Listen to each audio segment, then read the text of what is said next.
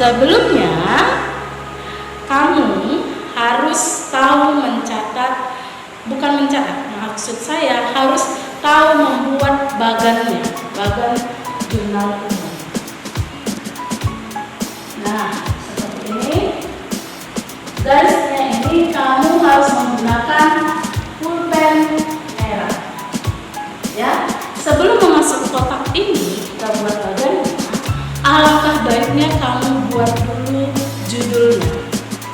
Jurnal umum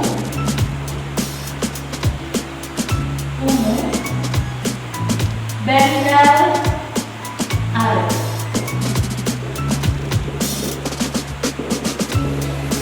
Periode Januari 2016. Oke. Lalu kita buat kotaknya. Nah, ya, maka di sini kalian bisa buat tanggal. Nah, lalu di sini keterangan.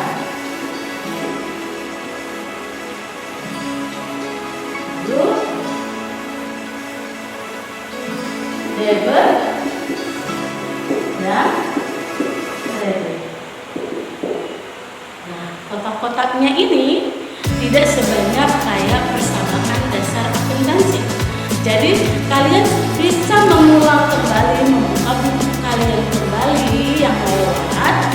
Transaksi-transaksi bengkel Arif akan terlihat di buku kalian yang sudah kalian catat atau di buku latihan kalian. Ya. Lalu di sini di tanggal 1 Januari 2016. Januari 2016 tanggal 1. Ya, tanggal 1. Jadi di tanggal 1 itu dikatakan menyetor modal. Jadi Tuan Jainal menyetor modal sebanyak 4 juta rupiah. Jadi maka jurnal umumnya kita buat kas pada modal. Kas pada modal. Kasnya sebesar 4 juta.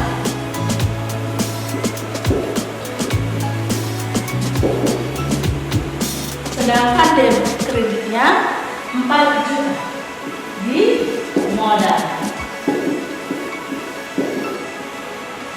Sudah, harus sama. Tidak boleh di sini 3 juta, di sini 4 juta. Di sini 4 juta, di sini 2 juta. Tidak, harus sama-sama 4 juta, 4 juta. Itu yang dikatakan balance. Debitnya 4 juta, kreditnya 4 juta. Kas pada modal. Jadi untuk menunjukkan kredit harus dijorokkan ke dalam. Ya, gunakan tanda huruf kecil, lalu tulis modal. Nah, seperti ini ya. Lalu di tanggal berikutnya apa katanya? Di tanggal berikutnya Tuan Jainal meminjam uang kepada bank untuk tambahan modal. Maka itu di tanggal 2. Kita buat tanggal 2. Jadi Tuan Jainal karena meminjam uang kepada bank untuk tambahan modalnya, maka kita katakan di situ menambah kas dan menambah modal. Artinya catatan jurnal umumnya harus dibuat persis seperti ini. Kas pada pada hutang. Kas pada hutang usaha. Jadi kasnya kita buat sebesar 6 juta. Lalu hutang 6 juta rupiah.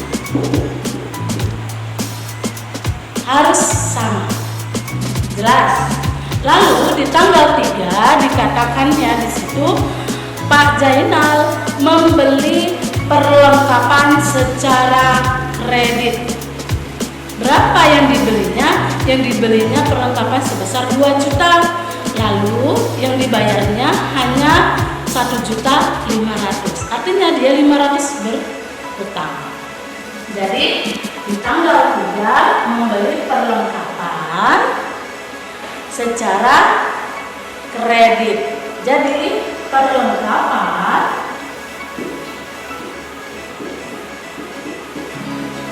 pada kas pada hutang. Ya. Kasnya berkurang 1.500.000, hutangnya 500. Jadi di kredit diletak di perlengkapannya bertambah 2 juta.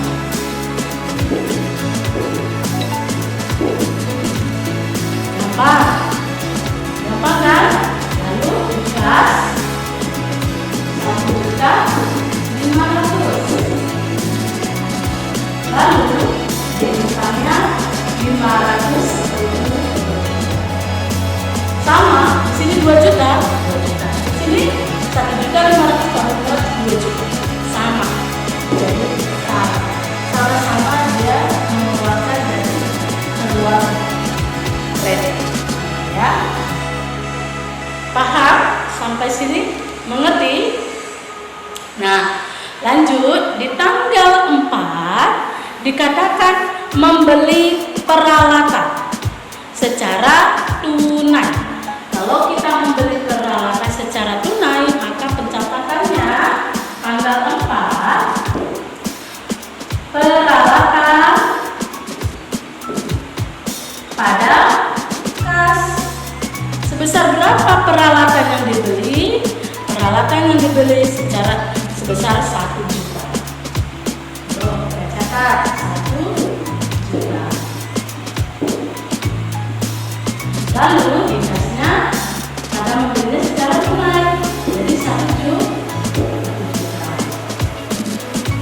Gampang kan? Mudah sekali.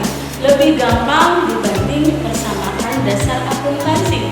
Kalau kalian sudah memahami persamaan dasar akuntansi, maka akan lebih gampang memahami jurnal umum ini.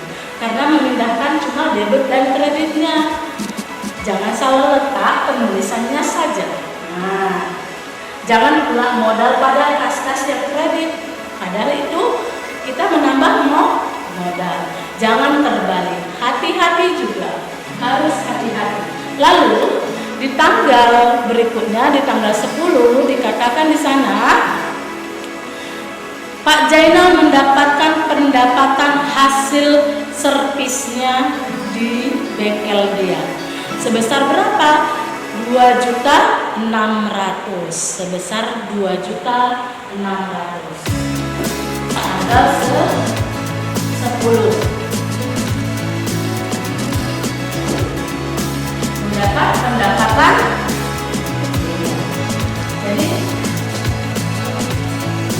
apa bunyinya? Pendapatan jasa pada kas atau kas pada pendapatan jasa. Nah, hati-hati. Kalian harus memasukkan kas pada pendapatan. Ya, jangan pendapatan. Biasanya kalau pendapatan yang belum masuk ke debit kita itu dikatakan piutang. Kita sudah mendapat pendapatan tapi belum kita terima duitnya. Artinya duitnya masih ada di orang, tetapi kita sudah memasukkan pembukuan karena udah otomatis uang itu akan datang kepada kita karena si yang tukang yang pelanggan itu sudah menyerviskan motornya di sini. Motornya kan masih ada sama kita, artinya dia bakal datang mengantar uangnya itu. Nah, seperti itu. Jadi kalau kita sudah mendapatkannya, maka bunyinya kas ada pendapatan sebesar 2.600.000. Ini juga 2.600.000. Lalu di tanggal 15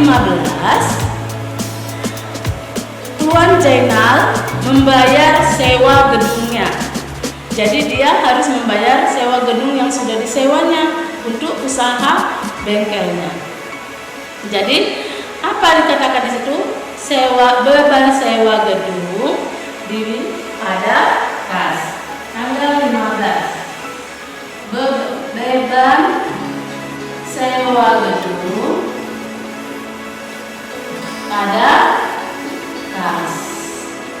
Karena kita mengeluarkan membayar, ya kan? Jadi sebesar 100.000 rupiah.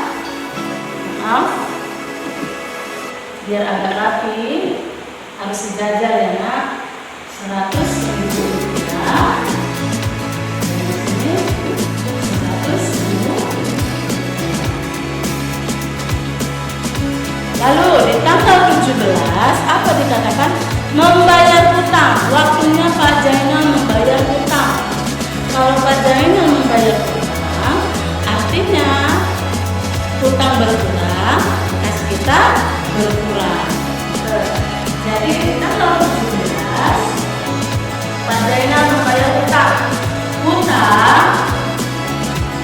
pada kas.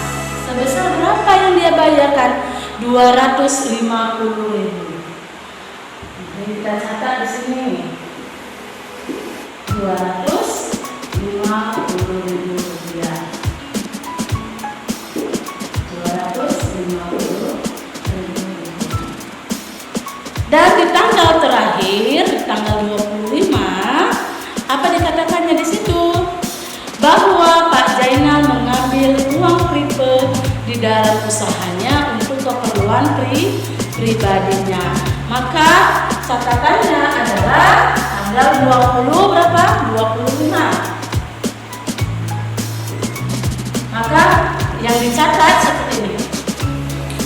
Prepaid pada kas. Oke. Prepaidnya sebesar 300.000 rupiah. Kita catatkan di sini 300.000 rupiah. Debitnya juga 300 dan kredit juga 300.